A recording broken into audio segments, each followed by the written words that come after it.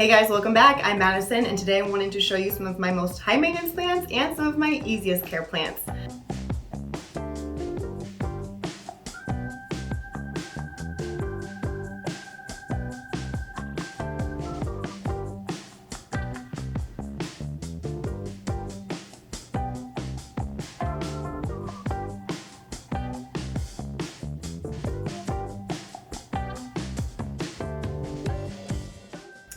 Okay, I think we're gonna start with a high maintenance plant first. That way we can end with an easy plant and kind of end on a high note here. So first I wanna show you this Monstera Peru. Now I bought this kind of as this cutting probably about 2 months ago or so, maybe even a little bit longer. I don't know. But this is essentially how I bought it. It was these 3 leaves. I did recently clip off a long runner and clipped off all those nodes, so hopefully I can get some of those to grow. But if not, we've got this guy here. Let's see if I can show you. There's not even any point in showing you. That's just moss right there and one teeny tiny root. There's not much happening here, and I'm so bummed because this is such a beautiful plant. But I haven't figured out the care for it yet. For any of these high maintenance plants, please drop any knowledge that you have down below in the comments. I'd really appreciate the help. But yeah, I just haven't really figured out what this guy wants. I had it in my cabinet with a little bit higher humidity, and he just pushed out pushed out runners, even though it was under really good light as well. So I'm thinking I'm gonna move him and maybe just put him in my bedroom with some really nice bright east facing light. So hopefully he'll do well in there. I have really good luck with some of my other more rare or uncommon plants in there. So hopefully he'll do okay, but it's so pretty. I am a little worried because we're yellowing. This big leaf is getting super yellow. Oh, and so is this one. And they feel kind of flimsy. So I'm not really holding out hope for this one in particular. I'm holding out hope for all those runner nodes. So keep your fingers crossed for me, but this Monstera Peru doesn't seem to like me. Okay, so my easy plant that I want to show you today is one that I did not expect to be an easy cure plant at all. This is my Syngonium podophyllum albo variegata. I just call it a Syngonium albo. It is absolutely beautiful and seriously such an easy grower for me. I think it was these 2 leaves and then this leaf was coming in when I first bought it, and it has grown so well. I've had this plant for I don't know, around 2 months as well. I feel like I got it around the same time I got the Peru cutting, and this is obviously done significantly better. As you can see, we've gotten a lot more growth here than on this one, which is, like I said, right where we started.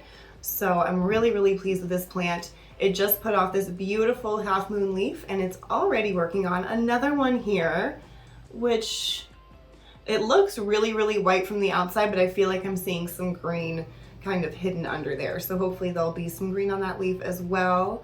But super easy care. I keep this pretty darn close to an east facing window, and it gets kind of dappled light because it's kind of blocked by some other plants. But yeah, I would say it gets some fairly direct light for a couple hours of the day at least, and it does just wonderful so far. So I did just recently put a little chopsticky guy in there to hopefully help prop him up, and we do have some aerial roots that are coming out right here. So hopefully we'll get some even bigger growth here, because as you can see, we have gotten significantly larger leaves since we got it. So yeah, really easy care. I do not like to let this guy get too dry. In fact, I feel like he's probably due for a watering because it just feels, you hear that? It just feels really dry in there. So we'll give this some water today. Next up, for another high maintenance plant, at least I would definitely call this a high maintenance plant, is this teeny tiny Alocasia Syrian. Originally when I bought this plant, it was big and beautiful. It was probably 1.5 feet tall. 3 or 4 gorgeous leaves, or at least it got to that size. It was smaller when I bought it, but it grew really beautiful for me. It grew really beautifully for me for a couple months, maybe not even that long, for a month or so, and then just got got by spider mites. It is a mite magnet, just like all Alocasia are mite magnets. This one in particular just gets got. And it seems like more than any of the other Alocasia in my care, this one seems to do that like push out a leaf, drop a leaf, push out a leaf, drop a leaf kind of a thing. So kind of annoying. I've got to say it's not my absolute favorite. This is obviously just a couple of teeny tiny plants in here. These are forms that I saved from the original plant.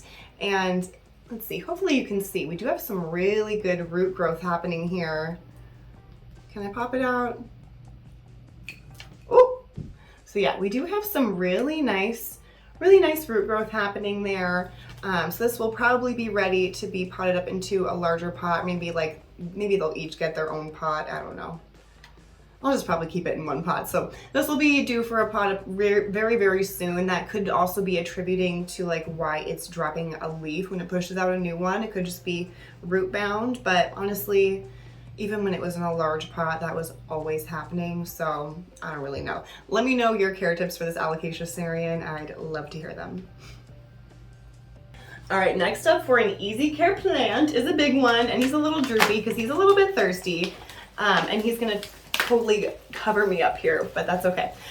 This is my aluminum plant. Now I will try and put the scientific name for this guy up on the screen for you, but the reason that this is on my like easy side of the list is because I will forget about this plant for weeks at a time and just like forget that it even exists, and it will just droop. It'll hang really low. These guys will stay, you can see him here, he'll stay like super low.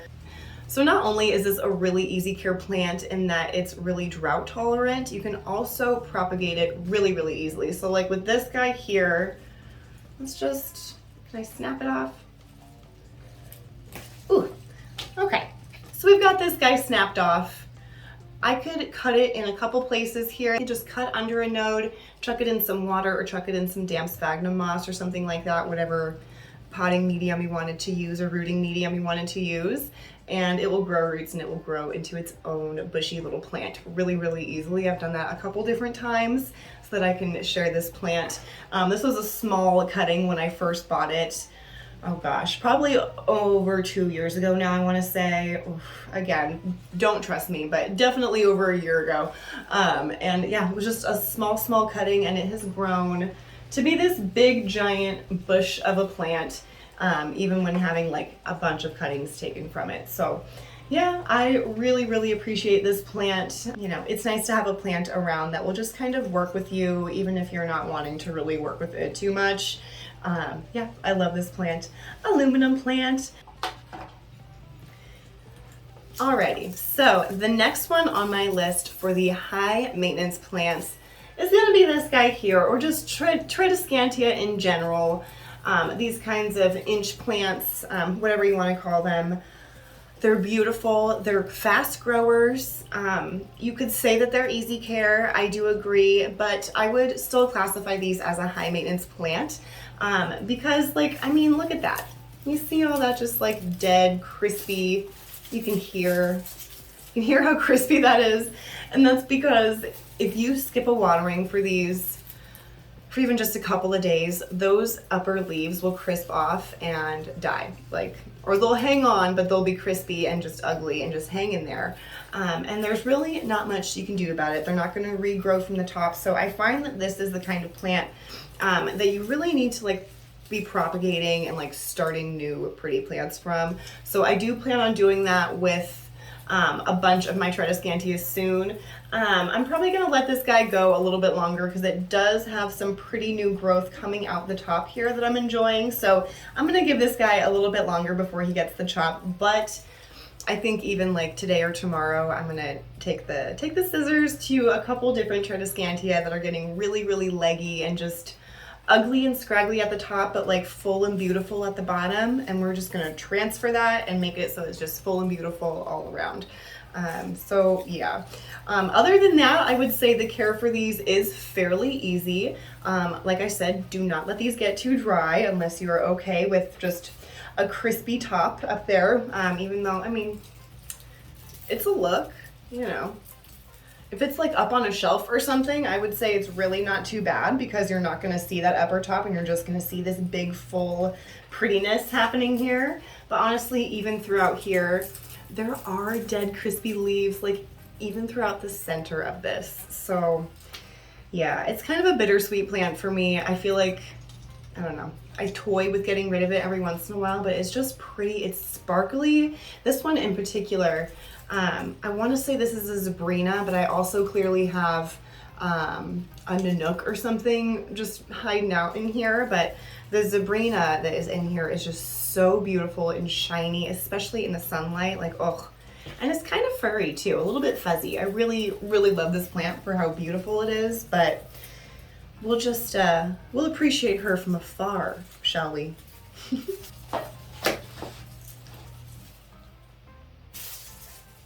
I just pulled out this like full dead little thing too, like, ugh. Tradescantia, I mean, what can you do? All right, that was a negative. Let's do a positive. Alrighty. So next up here, I think this is number 3, 4, 5. Yeah, I have 2 after this. So number 3 for my easy care plants, low maintenance plants, is my Philodendron burl marks. Honestly, most philodendron in general are going to be really low maintenance plants. I love that about them. But I find that the burl marks in particular just grows like a weed. These are all facing down. Honestly, I don't know why, because they're right under a grow light, so they should be facing up in theory, but whatever. I just loved this pot of cuttings to show you because look at all of these roots in here. If this isn't showing you well, I'll get some other shots for you here, but all of these aerial roots have just gone absolutely wild. And these cuttings have only been in here for a matter of weeks, not a crazy long time by any means. And we already have substantial root growth at the bottom. In fact, how many cuttings do I have in here? I've got a bunch of cuttings in here. I don't even know what's going on. I'm just kind of shoving things in places. But whoa, look at all of those roots, dude. Beautiful, beautiful roots. I mean, hello. This guy on the end, nothing yet, but so yeah, this guy doesn't have any roots yet. He's just kind of chucked in there, but those are some beautiful, beautiful roots in there. So yeah, I just love this plant. I speak really highly of it always, any chance I get. Burl marks is just such an easy grower. It does not require high humidity. It sits at about 40-45%, sometimes even dipping down to like the 30s because we are in Colorado here. So if I'm not refilling my humidifiers and it's summertime and I've got the windows open, it's gonna get pretty darn dry. But it still does absolutely fine. This is a dying off leaf, and even still, he's doing fine. Let's just pull him off here. But yeah, even as they're dying, they're still so, so pretty, and the shape is just so cute. I love these little bunny ears that they have. So darn pretty. But yeah, no high humidity needed. I would say bright indirect light is really, really great for these guys. I do have both of my plants getting a little bit of direct light as well though, and they seem to take it just fine. I don't notice any real sunburning or anything like that. Yeah, and I don't let the soil get too dry. They are philodendrons, so I feel like they are relatively thirsty plants. And yeah, I love this guy. Philodendron burl marks. All right, the next plant I want to talk to you about for a high maintenance plant. I don't actually have to like pull out and show you here because it's a big boy in the corner. I'm not sure if you can see him, but he's in the corner over there. So yeah, my fiddle leaf fig is in the corner back there. He gets some pretty nice, bright, direct, what window is this? He's getting light from a west-facing window, and he seems to be doing okay. The reason that fiddle leaf figs are on the high maintenance list is because they're kind of brats. I mean, they get those orange spots all over them if you wait a little bit too long on watering, and then you give it a little bit too much water too fast. They're like, oh no, too fast. And it's just, ugh. It's kind of a brat of a plant. I find that mine, at least in particular, will drop its new leaves way faster than it will drop its old leaves, which, I mean, I guess is kind of a good thing because the bottom of it isn't bare, but I'll go quite a while without having a new leaf, because as soon as they're just like starting to come out, if I go again like 30 minutes too long without watering that plant, those leaves will crisp up and just fall right off. So it's kind of a bummer, although it is really beautiful. But yeah, I'm not really sure how, you know, you see fiddle leaf figs in like malls and airports, I feel like, and they're just big and beautiful and lush, and there's like no natural light to be seen. Are they fake? What's going on here? Is this a conspiracy? So weird. But anyway, I digress. So with the watering thing of the fiddle leaf figs, they will kind of tell you when they want water. Those leaves will start to droop.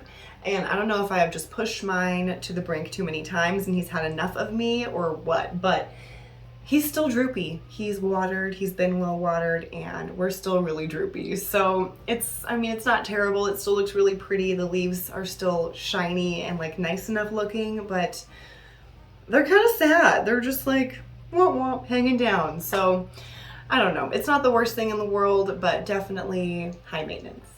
So next up here is this really pretty rabbit's foot fern, and you can see where it gets its name from these fuzzy little feet that hang down and they just kind of crawl out of the pot. It's so cool. They get kind of like brown and fuzzy when they're older and more mature, and then the new bits are more of like that light green and super soft and fuzzy. It's just such a cool plant, and the leaves themselves are absolutely beautiful. I'm originally from Washington State, so I'm used to having big, beautiful ferns just growing wild everywhere, and I feel like this is a little piece of home that I can actually have stay alive as a fern in the Colorado humidity or Colorado dryness, lack of humidity. Hello. The rabbitfoot fern is very low maintenance, if you ask me. I don't give it any sort of extra humidity. It is in my plant room, so it's surrounded by a bunch of other plants, but there's no extra humidity source being pumped through here. So I'd say it's sitting at about 40 to 45%, and it does absolutely fine. And it seems to be crazy drought tolerant. Like, wow, I will forget about this plant for so long, and it's absolutely fine. It doesn't get droopy, so it doesn't really tell me when it's thirsty, which is kind of a bummer. You really need to be like checking it to see. Well, you don't really need to be because it'll be fine, but you know, it's nice to just check it and see when it needs watering. I just pick it up, and if it feels really light and that soil, you can't really see the soil, but if the soil feels really dry, it's time to give it a water. Oh, we do have one little crisped up guy here, and that's all that will happen is a little frond will just crisp up and die, and you don't really notice it, honestly. I've only ever had like maybe 2 or 3, I think 3 at the most, little fronds die off at once, and yeah, you never really notice. It's just really, really easy, really low maintenance. Let's see if I can bush them out here a little bit more for you. But I love this plant. It's such an interesting grower too, because as you can see here, it will grow new fronds off of these little rabbit's feet that it has. It's such a cool plant, really unique. And yeah, hopefully you can get lucky and find one of these at your local grocery store. That's where I found this, at my local Kroger's. And yeah, I think it was only like $13 or $14. It was a steal of a deal. It's grown beautifully for me. I have had it in a little bit of a lower light situation downstairs, and it did pretty well. It was growing a little bit more slowly. So I did move it upstairs to get it more of that bright western faced light, and it's done really, really well. I would say a little bit more crisping, but nothing to write home about. So, but I would write home about this plant. So super pretty, low maintenance rabbit's foot fern. All right, my last high maintenance plant I want to show you is this guy. This is all I have left of my This is all I have left of my Colocasia Hilo Beauty. Oh, you know, they came in at all of the Home Depots or the Lowe's or whatever this winter, and I was one of the ones that, you know, had to jump on it. I had to jump on it. I had to buy it. It was too pretty not to buy. I'll put someone's photo from Instagram or something like off to the side here, or maybe over here. Yeah, I'll put a picture over here for you so you can see what these look like in their like true form. But they're beautiful, beautiful plants. The variegation is gorgeous. But yeah, I don't know if anyone else has had issues with these ones specifically from your big box stores, but he died so fast. Well, okay, he didn't die so fast, but parts of him died very quickly. Yeah, I'm not sure if anyone else had this same issue with their Hilo Beauties that they bought from big box stores this winter, but this sucker just could not keep its leaves. It would pop out a new leaf, sure, fine, but it would drop 2 or 3 for every 1 new leaf that it would pop out. And it was such a bummer because it's so pretty. And then, of course, inevitably, even though it was not near any other plants, not touching any other plants, barely even breathing in other plants' air, it got spider mites. So yeah, he got by spider mites. That's why he is like this now. It's got a beautiful root system. I just repotted him in here, so I'm not going to take him out to show you because I don't want to disturb those roots anymore, because I would like for this guy to survive, hopefully. But yeah, this is all we're left with. Unfortunately, Colocasia don't seem to put off corms like Alocasia do, even though it seems like they're cousins. Again, if I'm wrong about this, please let me know. I tried to do some research on it and I didn't see any information saying that or confirming that Colocasia put off any corms or bulbs or anything like that. It's just like that one bulbous chunk down there. So I've got my fingers crossed this guy will make it to next year. But yeah, we'll see. It had really robust root system, so hopefully we'll make it. But yeah. I will say though, this guy did not seem to require any high humidity, which is really nice. It did like some decent light, nothing too direct, I don't think. But honestly, what do I know? Clearly. So yeah, drop any suggestions for Colocasia, Hilo Beauty, whatever. Drop anything down below. Let me know. Help a sister out here. So yeah, really high maintenance plant, Colocasia Hilo Beauty. Woo! Okay, and like I said, we are ending on a high note, but not high maintenance, low maintenance. Look at this pretty guy. This is a Begonia. I always call it a Begonia bingo pink, like bingo, but I know that's not right. It's like baningo or something like that. I'll put it on the screen for you so that you can try and look this up for yourself if you want to. But this is a cane begonia, and that just refers to the way that it grows. It grows in these canes, as it were. And he's just really easy growing plant for me. I have this pot inside of this planter so that I can just hang it up on the wall. I thought that looked kind of nice. He's starting to get kind of unruly and wild here, but yeah, I don't have many begonia in my collection because honestly, they really scare me. They're so beautiful, but they are very intimidating. I just, I don't have the best, I don't have the best situation for super high humidity plants. So I try not to bring those kinds of plants into my home if they're just, asking to die. But this one seems to have done really well. We do have, we've got some crisping of the leaves, but to be fair, I did move this like way closer to a window for the last like week and a half or so. And I think it was a little too much light. So I pulled it back again and I think we're gonna be really happy, but it's just grown so well. It was sitting, I don't know, probably about here when I first bought it, and it's just totally taken off. I'm really pleased, especially for a begonia for me. I have a Begonia maculata whitey as well, and yeah, we're not doing so well together, him and I. Let me see. Oh, I do have him. I've got him right back here. So I've had this begonia for much longer than I've had this begonia, and I mean, hello. This one obviously likes me a little bit more, although, ooh, you're pretty, but we're not talking about you. Okay. It seems to be pretty darn drought tolerant. I will go for, again, a couple weeks without watering this plant, and it does just fine. It does get really droopy, so it lets you know when it's thirsty. A really easy grower. Again, doesn't need high humidity, doesn't need crazy bright light, and it's just a beautiful grower. The leaves are so awesome. I love those little teeny tiny polka dots on there, and they're sparkly. Like, hello? I kind of have a thing for sparkly, shiny plants. I'm kind of like my mom that way. We love our baubles and sparkly things. So yeah, Begonia baningo pink, easy care, add it to your collection. See what you think. I've had such an itchy face this whole time. I don't know what's going on. I don't know. Alright guys, I think that's going to do it for this video, going over all of my most high maintenance plants and some of my lowest maintenance plants. I hope you got some good ideas for plants to bring into your home, and then some ideas for plants to maybe do some research on before you bring them into your house.